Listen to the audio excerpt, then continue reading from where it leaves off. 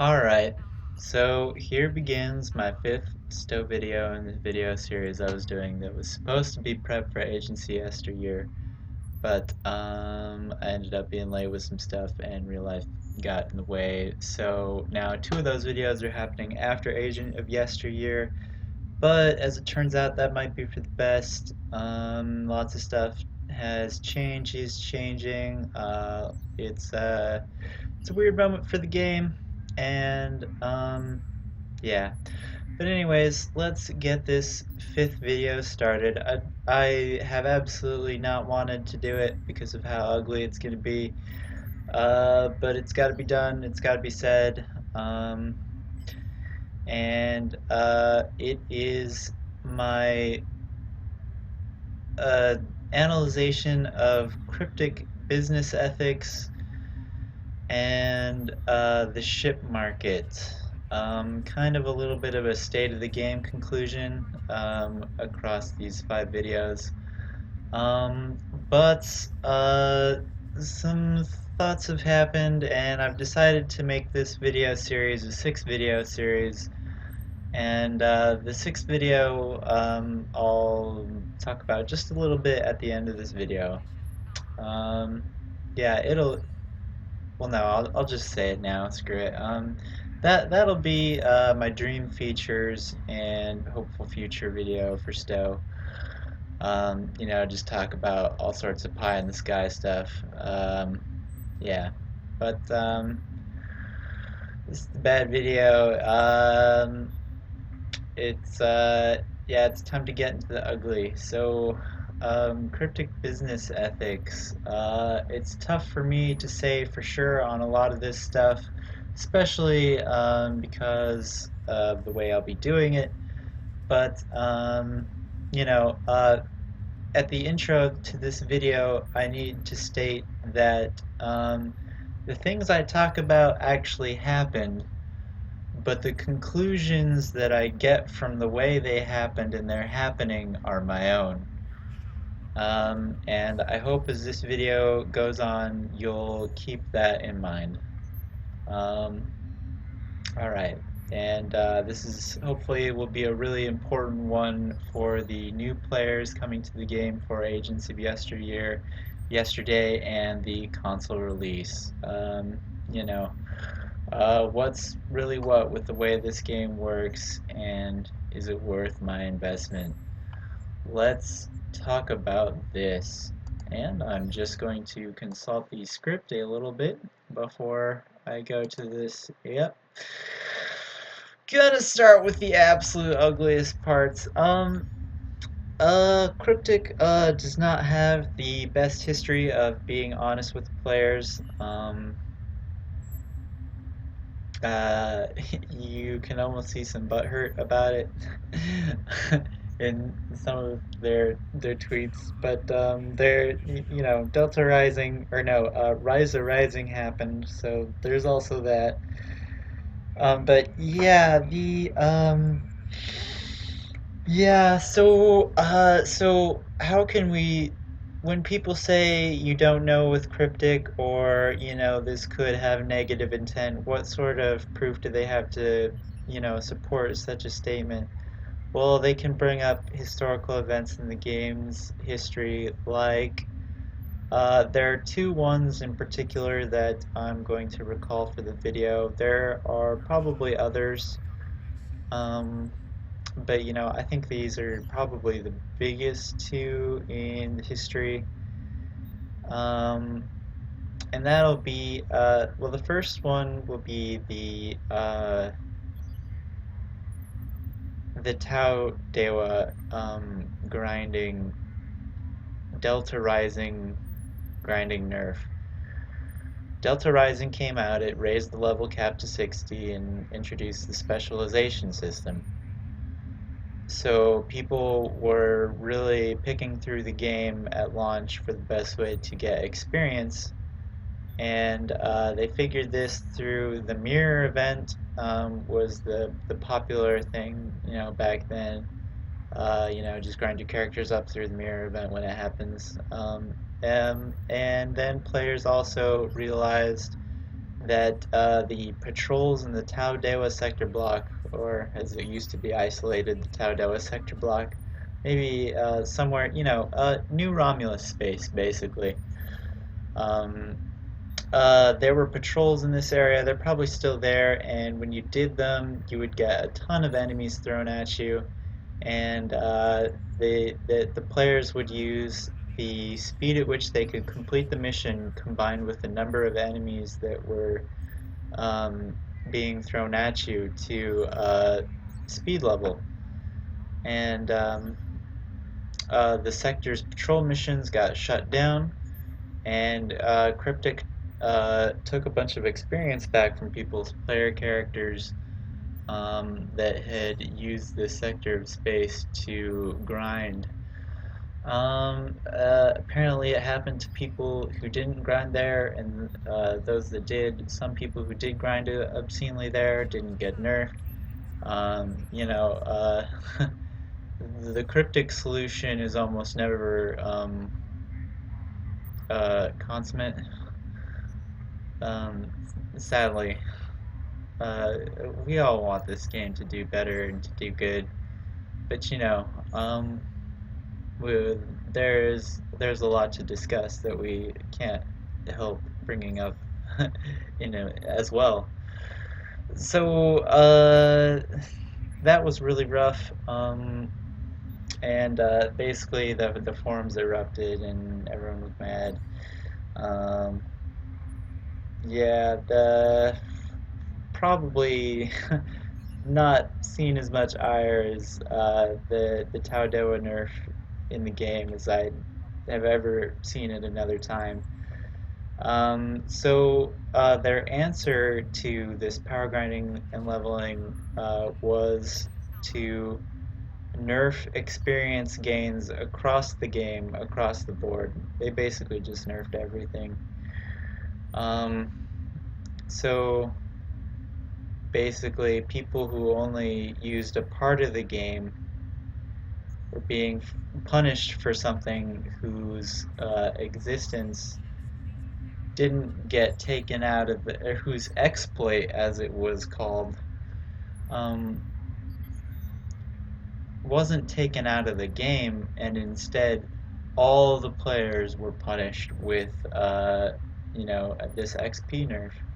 And it was rounded out to be about 17 times less experience than we used to get, or something like that.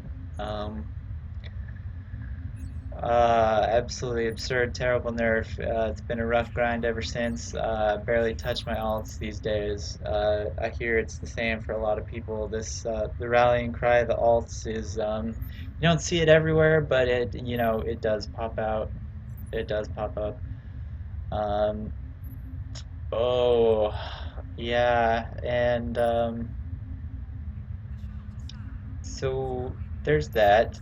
And there have been things that have helped with the XP nerf, particularly the Admiralty system. But the speed we're looking at isn't the speed that should be requiring, Excel spreadsheets online mixed with your duty officers or your reputation.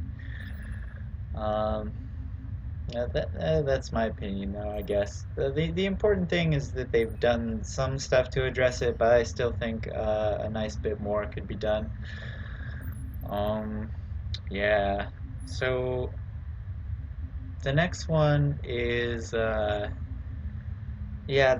whole, it's just such a mess, and like trying to explain the difference between the gameplay nerf and the players who had exploited the game was the most sad attempt at well, I think that's why there's legitimate concern with honesty at Cryptic.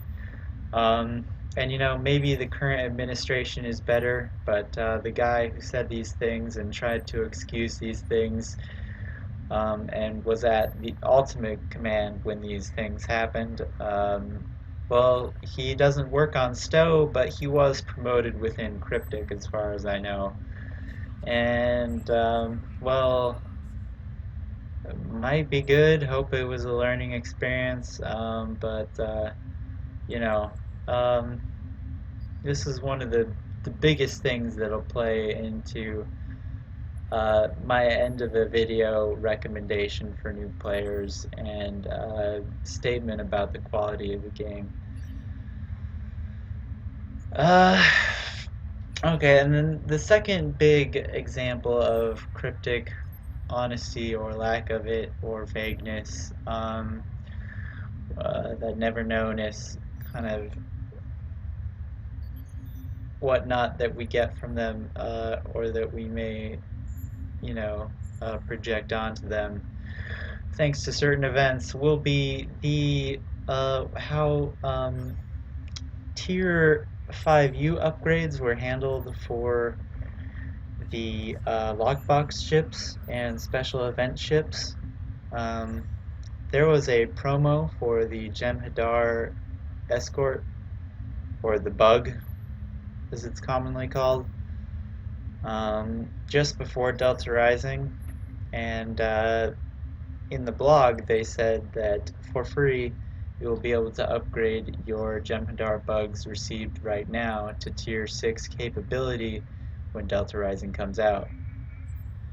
And turns out what that meant was you can upgrade your Jem'Hadar bugs and special event ships to Tier 5U status for free. Tier 5U was the upgrade program offered in alternate to Tier 6. You know, it's not everyone's ships would be available at Tier 6. But if you ask me, like the fleet system, they could have just plopped them all out onto Tier 6 with much the same effort they put into Tier 5U. Um, but then how would they resell all these ships to us? And that's really the key issue here with the lockbox ship Tier 5U omission. Um, and for the record, they said it would have Tier 6 capability before Tier 5U had been revealed to the players. Tier 5U did not have official terminology for itself until after this statement had been made that it will be upgradable to Tier 6 capability. So when there was no way to quantify what the ships would actually become, there's no reason to blame the players for expecting Tier 6. Especially when the ships that I'm talking about right now, lockbox ship and promo ships, are gambling based ships. You get these ships for luck, opening lockboxes or crafting boxes or something, and the odds are not in your favor to get these things. On average, I think they've been predicted to cost roughly around $200 or so per ship. If you take the average gambling odds into consideration. Now these are player-tested gambling odds, and personally, opening lockboxes, I've had decent results. You know, but uh, I'll get deeper into lockboxes in a second. What it really was these ships that cost absurd amounts of luck, absurd amounts of money, almost assuredly. And you know, we were told they would get the capability of Tier 6, but they didn't really get the capability of Tier 6. And when the exact same ships were or released at Tier 6, we saw exactly how true that was.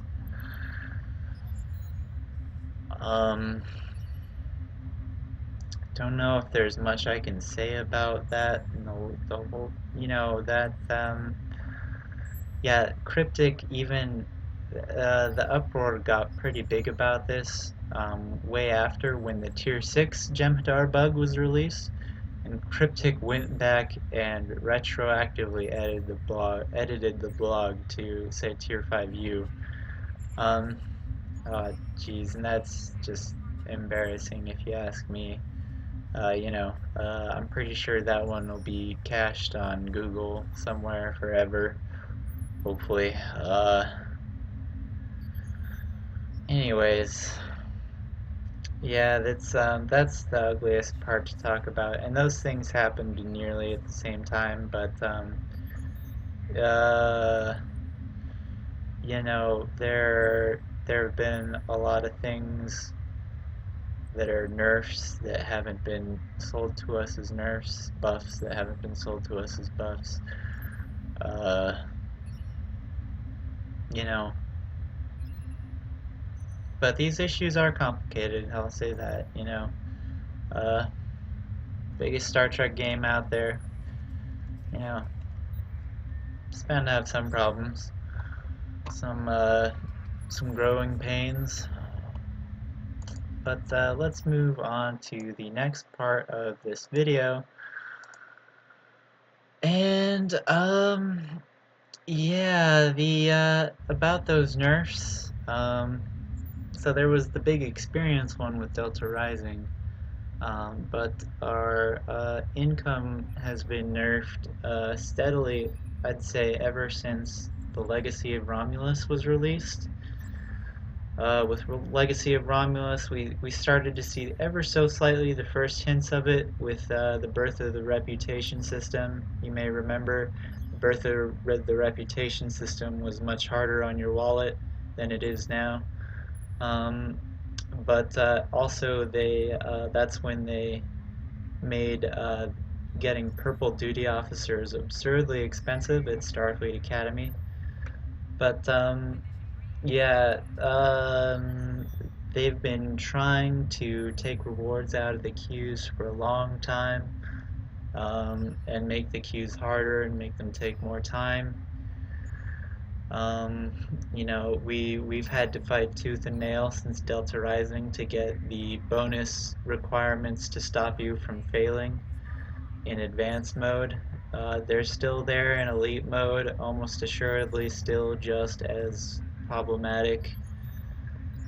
Um, the biggest nerf in recent times, maybe almost ever, has been this nerf to contraband that just happened. That might have just motivated me to finish making this series and just tucker down, get it over with. Contraband was a slightly rare item that you had to know where to look for to get in the duty officer system, and you could trade it in for dilithium, basically the money resource in game. Dollars go straight to dilithium. Well, dollars go to Zen, and then they become dilithium. Zen is the in-game money, money, and then dilithium is what you can get with Zen or money afterwards, or you can grind dilithium up and through the game. And dilithium is how the game becomes free to play, because you can get essentially everything that you can get with money, with dilithium if you go through the process. Contraband made that process doable on all of your alts, just about, you know, but it was kind of sort of in burst if you didn't want to have a certain number of your alts be Klingons or Klingon aligned. Um, so that's, yeah, I could see it getting absurd, um, uh, past 10, 15 characters. 15 characters, right around where I am. But it was a great way to deal. Well, it was basically the only, if you ask me, it was the only way to grind your alts and get them everything they needed. I don't think all my alts are going to have their builds finished ever now at this point with contraband. Yeah, like there's a time gate on your account for how much dilithium you can refine per day. Basically, you can only make 8,000 dilithium per day, and that's your free money. Uh, yeah, the contraband allowed you to do this with multiple characters on an account fairly efficiently. Um, uh, yeah, it's wow, uh, tremendously depressing. And the tedium of it I won't miss, but yeah, I don't know how I'm going to get that dilithium. Uh, yeah, and I basically have to restart all these characters for post level 50. So it's yeah, yeah, that's it's like an emergency. We need to see some serious buffs to, dilithium income if we want to be able to free to play, a large alt account, large character account. Um, yeah, let's see here. Is there anything else I can mention about our resource cuts? Yeah, the event system for bonus resources is a big one I should mention. Events or bonus resources used to be something that would switch up by every hour or two. And if you just logged in at the right time, which you could look at on a clock, on a calendar, see when these, bonus hours are going to start and stop. And there was a schedule, I think. Uh, and if you did, your, say, duty officer or quest-based money things during these times, you would get bonus resources. And then this was switched to the weekend event system, basically, and the seasonal event system, and the base event system, like you see with the Mirror Universe and the Crystalline Entity, or you know the Elachi Alert, stuff like that. Um, And if you ask me, this has been a huge nerf to our resource income. Um, you know, we get some nice bonuses sometimes on these weekends, but waiting for them takes forever. And when they come, who knows if you're gonna have work, if you're gonna have arrangements. Um, yeah. So that's practically dead. And then for the hilariously, particularly within the dilithium bonus weekends, Cryptic has made it so that any sort of list-based dilithium income you get from duty officers, admiralty, or quests, reputation, they've made that dilithium you get unaffected by dilithium weekends. So um, even if you're just doing these things on that weekend, they're not going to get their dilithium gains boosted. Um, you know, uh, After you maxed out the specialization system, you were supposed to get dilithium instead of experience. That died during the Taudewa close off disaster event. Uh, I can kind of understand that, but there goes the unlimited leveling system. And now they've even nerfed the amount of specialization points you can get. Like when Delta Rising came out, they said it was supposed to be a never-ending leveling system, but you can't even get specialization points after you've maxed all your spec trees anymore. You can't even grind that leveling system and get its resource after a certain point. Um, just, uh, it's exhausting just to think about these things. Just like the never-ending chain. of them happening. I'll worry for where we can go in this game, what we can do and accomplish, and if it's really free to play anymore. Um, yeah, so, yeah, this next part of the video was going to be a much bigger deal before the Infinity Lockbox released. Let's talk about the idea of gambling for these ships and these items in the game.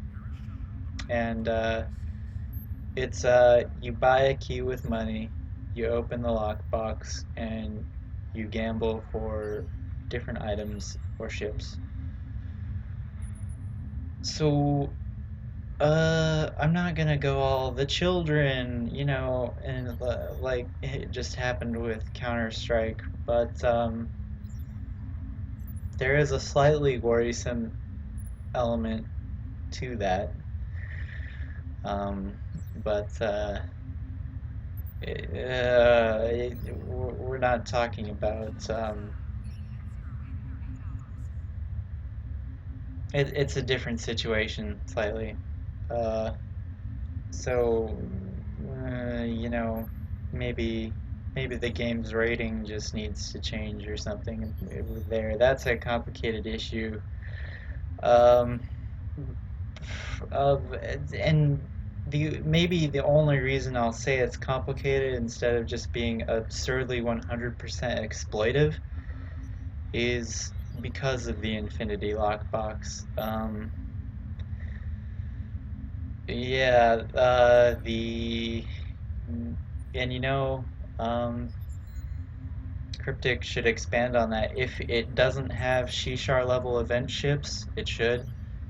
It should get the old event ships like the Samsar.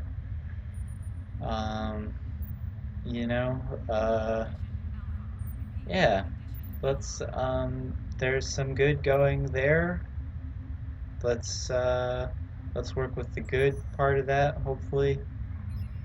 Um, yeah, and maybe there would be hope for not being actual real life Ferengi.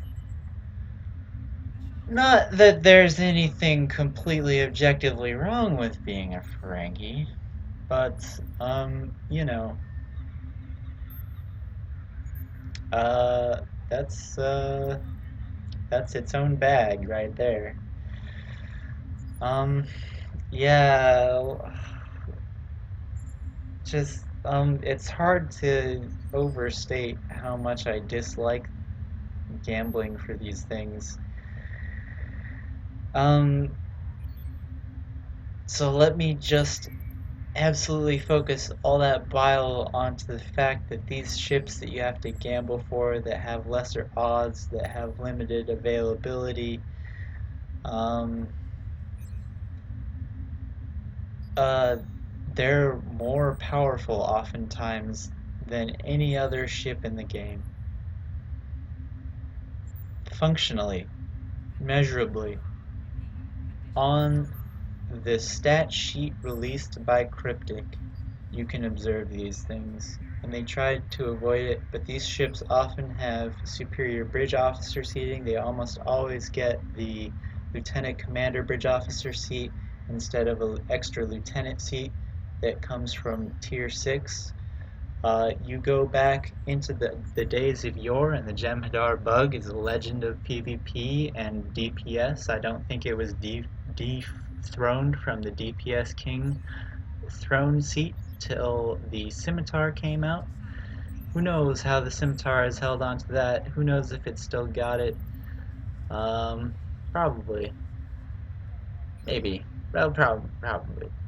Anyways, well, who knows? That's something I need to investigate for sure. In PvP, these ships are the majority. You see them everywhere, even at ESD, because of how good they are. Um, it almost feels like they're more common than the normal Star Trek ships. Um, it's absolutely absurd the way that part of the game works. Yeah, and now the Kelvin Constitution class is pretty much one of the best cruisers in the game. Uh, and that's oh man, well, it's just awkward and the whole thing reeks uh, and now especially what's worse about that is that these ships can come with things that can be put on other ships, like consoles or traits. And these oftentimes are very good consoles or traits. Um, Competing at the highest level is absurdly expensive, almost assuredly because of this system. Um, yeah, that's I can't go much further than that there, but I will probably come back to touch on it very soon. Yeah, let's talk about just how Tier 6 happened. Well, okay, let's talk about traits first, real quick. Traits, well, okay, Cryptic, let's be real. Let's level right here, you to me. Seller to consumer. You need to sell ships. It's your market. It's the part of the game that's flashy and appeals to Star Trek and sci-fi fans. And it's in one of the more artistic parts of Trek too. Uh, the ship market pretty much is going to be the thing regardless of what happens. Alright, so we need to sell ships that aren't these Star Trek famous ships, that aren't the Enterprises. How do we do it? Okay, well we make things in these ships that can affect other ships. We make shareable elements between the ships. Okay, well they tried that with consoles, but consoles are really easy. Uh, their meta is fairly straightforward, and they're only now getting qualities that make decisions more tough, hard, attractive. Um, yeah, with like the reduction of cooldowns on console abilities and the addition of passive abilities to a lot of consoles. That's its own whole mess to balance. But hey, traits would be something supposedly that was pretty much just um, that would be the what Cryptic really wanted, just ships and basically just lockboxes, special promotion. Well, no, yeah, lockboxes and special promotion. So, um, okay, maybe we need something like traits, but yeah, the combination with the gambling, it's absurd, absolutely absurd. Um, but yeah, and I'm going to change up on the script here.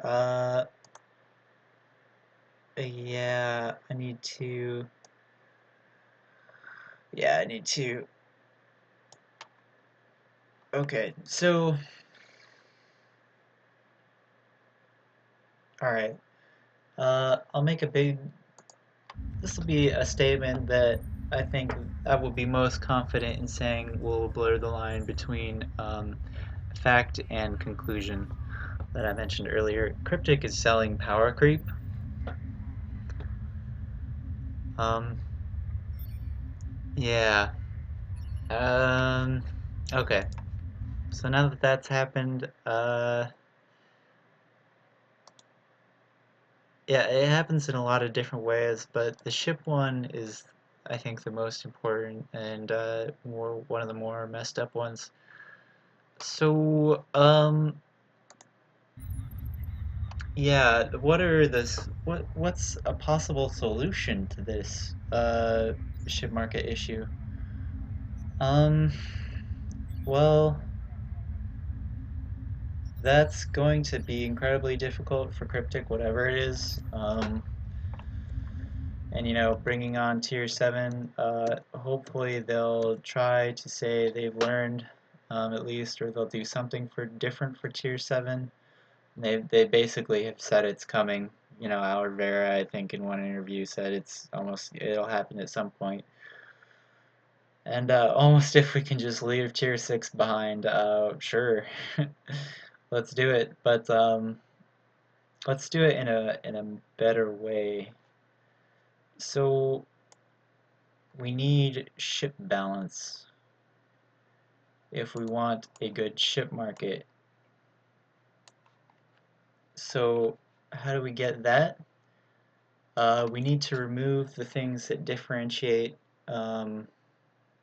ships and that often differentiate these ships depending on the selling point, or no, the, how do I say this? The sell of the ship. Oh, I'll just be vague. A lot of the ship's quality depends on the sell of the ship, like whether it's sold, whether you can get it for free, whether you get it from the C-store, whether you get it from a lockbox, whether you get it from a special event box. And more introduction into the Infinity lockbox would be good, but what we really, really, really need is for balance to happen. So I'll suppose a few suggestions for this, but the first one would be my dream solution, like what I think would be the best for the game overall, but it's unrealistic probably. And that would be reintegration of the specialization systems into the base ship classes, particularly with bridge officer abilities. So we've got this new tier of ship, and with it, we're having a steady release of bridge officer abilities that are being added to the game. And they can be wildly good, but most of the time they're pretty useless or highly niche. Most of the torpedo ones don't help torpedoes, or like even the best one, concentrate firepower, doesn't really help torpedoes if the situation is right. You know, um, you can have terrible things shooting, using your concentrate firepower. But yeah, so we need to bring all these. We need to cut down on the useless abilities that are just copies of other abilities with, either slightly better or worse, or much better or much worse. You know, how different are all these science abilities? um, really, how great would it be to have uh, precise firing or precision shots, or the Intel rapid fire ability, basically. Um, let's see here.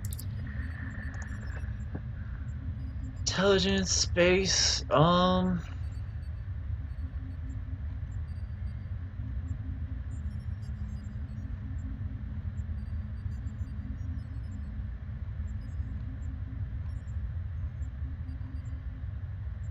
surgical strikes. Yeah, how great would it be to have surgical strikes for beam and cannon users? Like, well, mostly beam users. Like, let's say beam users don't want to throw away their crit H, or they're using a crit H build. Well, maybe they like, surgical strikes, or, yeah, maybe they don't like the way overload looks. Maybe they like surgical strikes. Maybe they don't like how focused overload's damage is, and they want more weapon fire hitting their enemy at the times their torpedoes hit, around the time the torpedoes hit. Maybe they like surgical strikes. There are functional ways that the weapons work that enhance and support different things, and like a beam rapid fire would be great.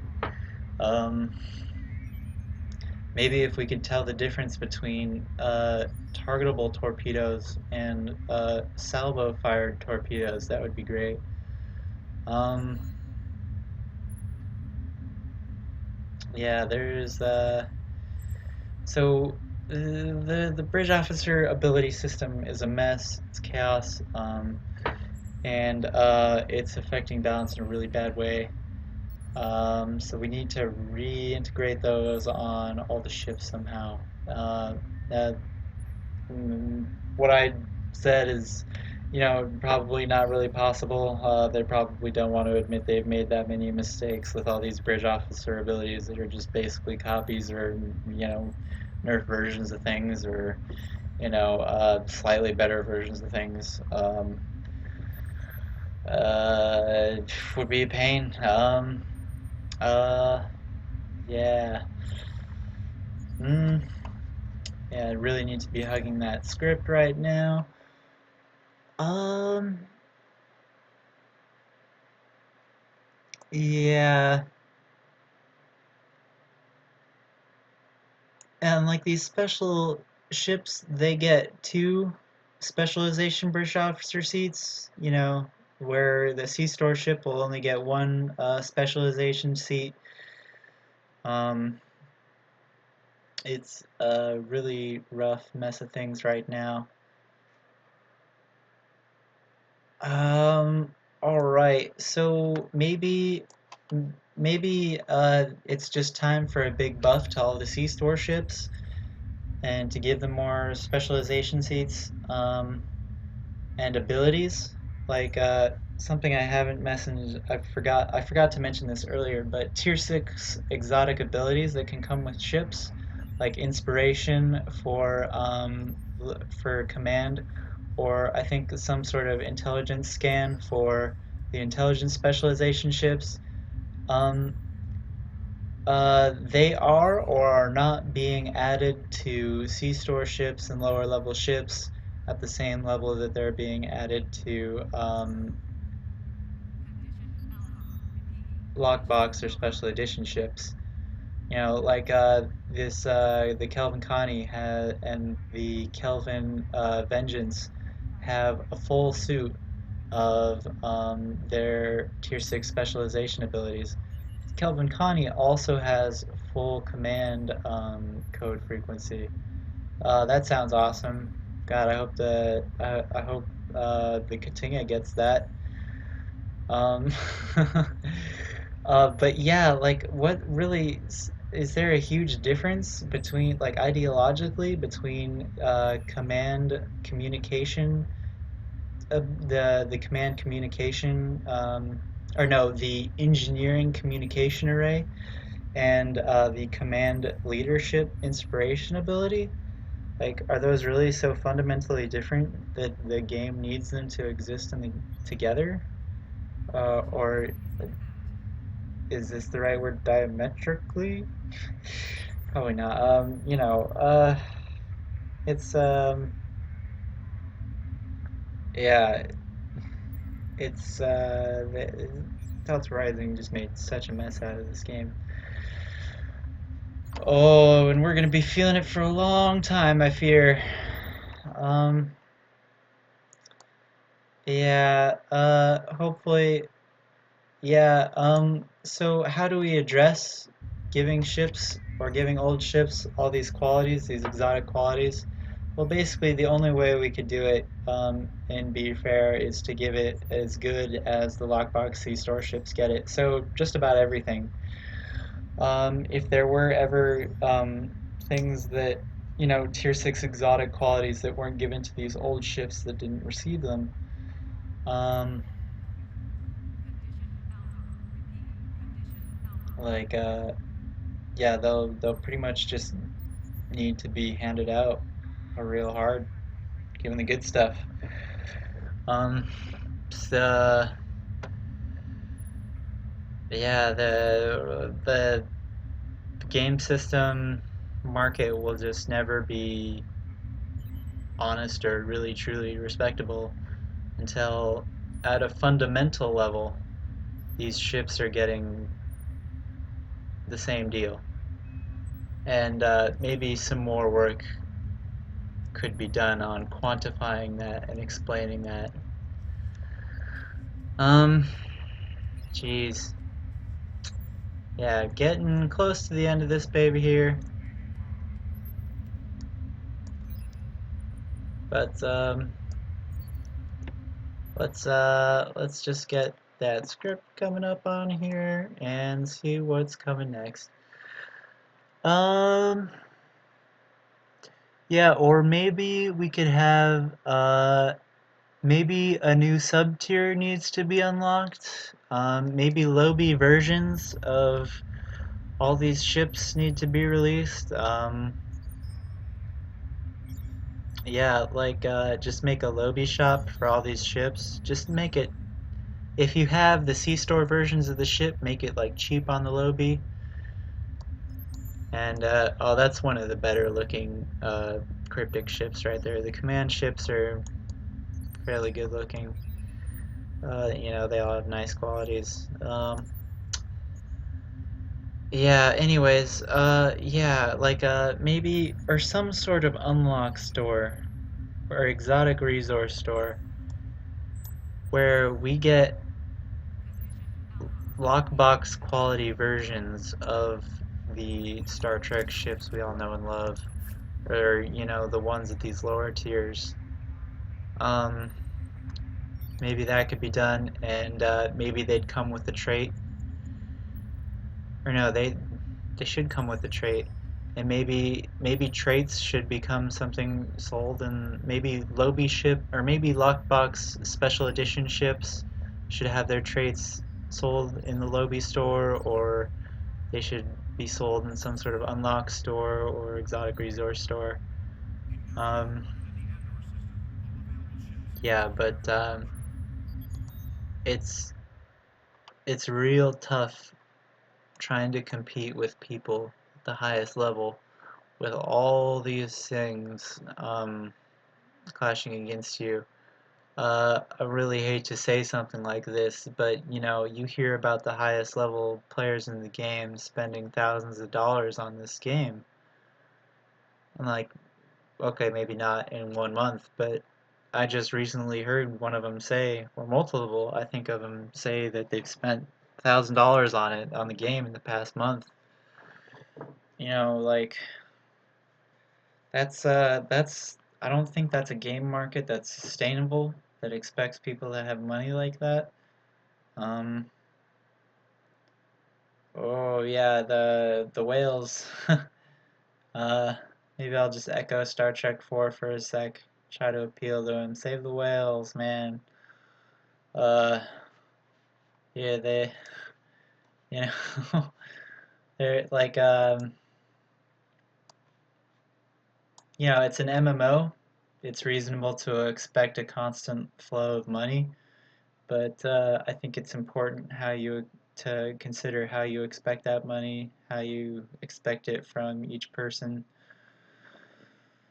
Um, yeah, uh, yeah. So it's time to conclude the video. I was gonna upgrade some items in this video, but it won't bring enough to the video. Basically, I was going to talk about how rough it is, you know, upgrading items to gold, but there's no way I'll even be able to afford or have the time to get the crafting materials needed for getting stuff to gold, so I'm just going to settle on this current gear with Mark 14. Um, yeah, but getting stuff up to Mark 14, not hard. Getting stuff up to Mark 14 gold, very expensive, especially on the dilithium angle. I think uh, I think getting to gold on average will take the hundreds of thousands per item. Um, Not positive. Well, hundreds of thousands. Well, okay, maybe. All right, let's just get down dirty with it. Um, Alright, let's do some upgrades and see how the upgrade system has happened. Now, the upgrade system was, it's a good part of the game, but, well, it's got problems. So two superior upgrades during an upgrade weekend to get to 13 on this blue item, event item. Okay. So I started at 455,000, so that just took likely 2,000. Yeah, yeah, 1,075 dilithium per superior upgrade. So two of them got it to 14, so I just spent 4,000 dilithium and got a Mark 12 item. Or no, it's Mark 11. Oh, alright, so 4,000 dilithium deep now. 3, 4. Oh, there we go. Alright, so we're getting pittances for these chance to upgrade quality. So let's see what we can expect from trying to build this thing up to gold uh, right now. 2, 3.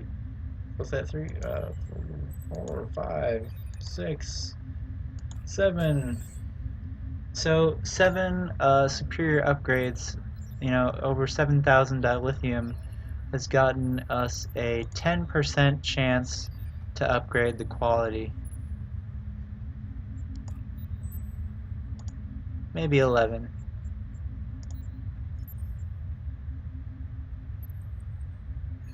So